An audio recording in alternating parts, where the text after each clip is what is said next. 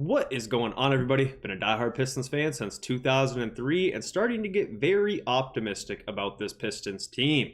The Detroit Pistons are off today, so I thought it would be a good time to make a video talking about Cade Cunningham and his turnovers. This has been a very hot topic right now for not only the Pistons fan base, but the broader NBA community as well. So we're going to go through in this video, talk about everything related to Cade's turnovers. We're going to talk about the numbers behind them. We're going to talk about the types of turnovers that he is committing and just kind of discuss whether it could be a problem going forward and give you my overall thoughts on it. One of the main reasons why this is kind of a big deal right now is because Cade actually was the first player ever to have back-to-back 10 turnover games since they started tracking turnovers over the span of the last 2 games.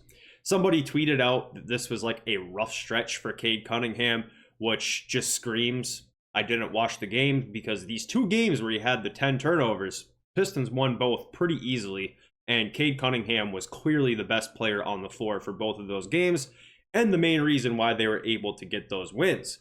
But we'll kind of touch on that towards the back half of the video when we talk about the impact of the turnovers. So the first thing I do want to look at is how Cade's turnovers this season have progressed over time. So if you go back to the very first month of the season, in October, was a short month, but Cade averaged 5.6 turnovers per game in the month of October. The month after that, those numbers went down. In November, he averaged 4.4 turnovers. The month after that, those turnovers went down again. In December, he averaged 3.9 turnovers. On January 1st, New Year's Day, Jaden Ivey got hurt. Now in the month of January, Cade Cunningham is averaging 5.3 turnovers per game in the month.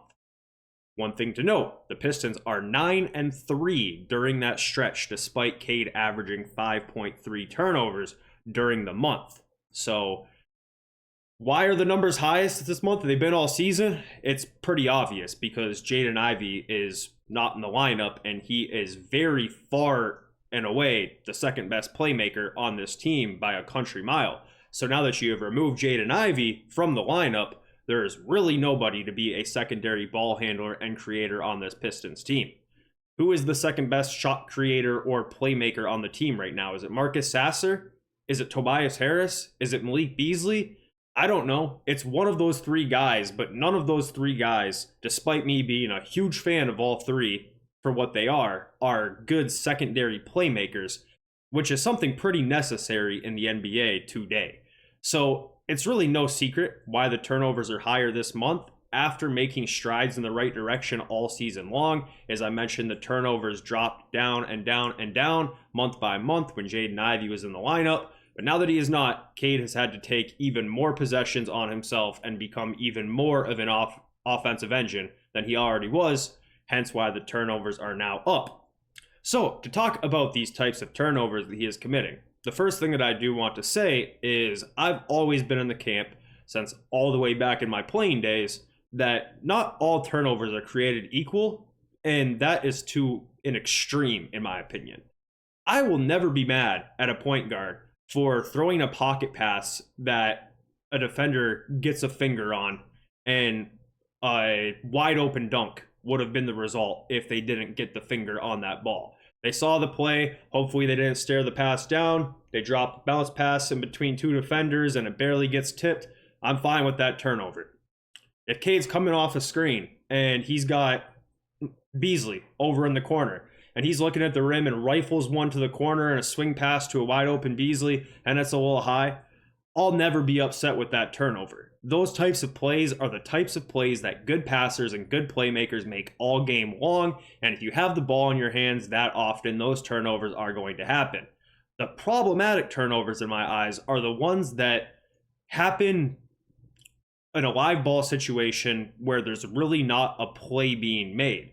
So earlier in the year, Cade had more of these types of turnovers, the ones where he was walking the ball up the court and he was trying to look and set up a set, and it just gets ripped, taken right off of him. His pocket gets picked. He's done a better job of using his body to protect the ball and not allow that to happen.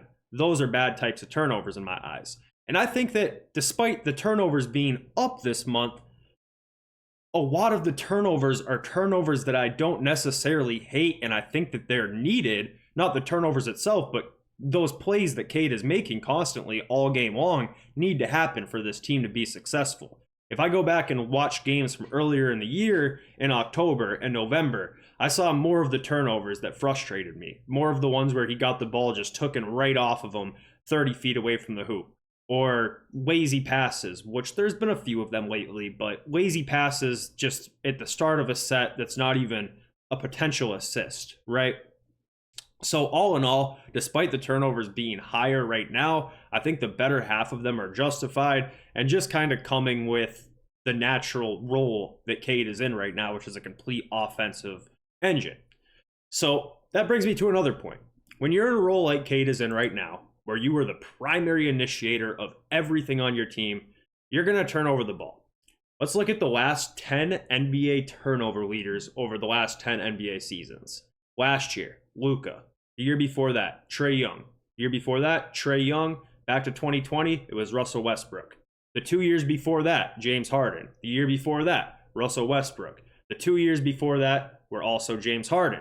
What does James Harden, Russell Westbrook, Trae Young, and Luka all have in common? They're all NBA players. They are all-stars. They are all dudes who have been the best player on a team to make it into the playoffs. That is the nature of being an offensive engine. You are going to turn the ball over. That is what it is. So if you ever think there's going to be a world where Cade Cunningham continues to average 10 assists while only turning the ball over 2 or 3 times a game, that's not going to happen. It just won't. That's not a possibility. Nobody in the NBA has ever been in that type of role where they are hunting their own shot, scoring 25 points per game, getting 10 assists to go on top of it, and turn the ball over once a game. That's just unfathomable and impossible.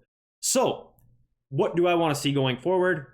Of course, I want to reduce the amount of turnovers. Turnovers lead to buckets for the other team. Of course, I want him to have as few of them as possible.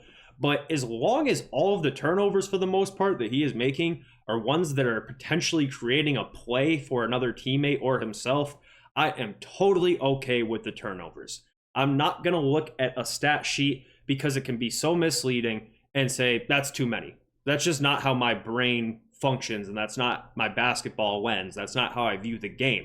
Because if you were to look at Cade's 10 turnovers from the last game, that might seem like a ton in the stat sheet, but if you watch the game, 4 or 5 of those came in garbage time and were completely not consequential to the game whatsoever. If you go to the game before that, he had 10 turnovers in that game as well, but the only reason the Pistons even won the game was because Cade took over in the third quarter and had 19 points in one quarter.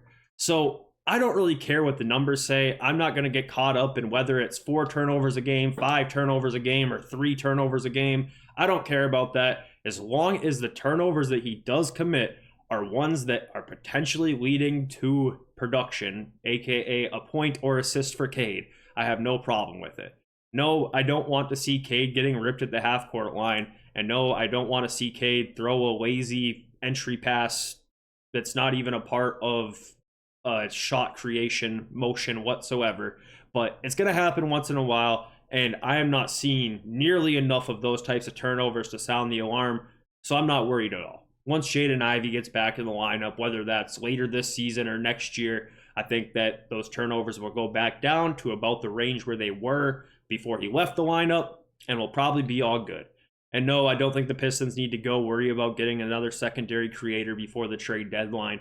We're really playing with house money right now. I want to see a playoff run, probably more than anybody, but we're going to be fine. If Cade averages 5 assists for 5 turnovers for the rest of the year, it is what it is.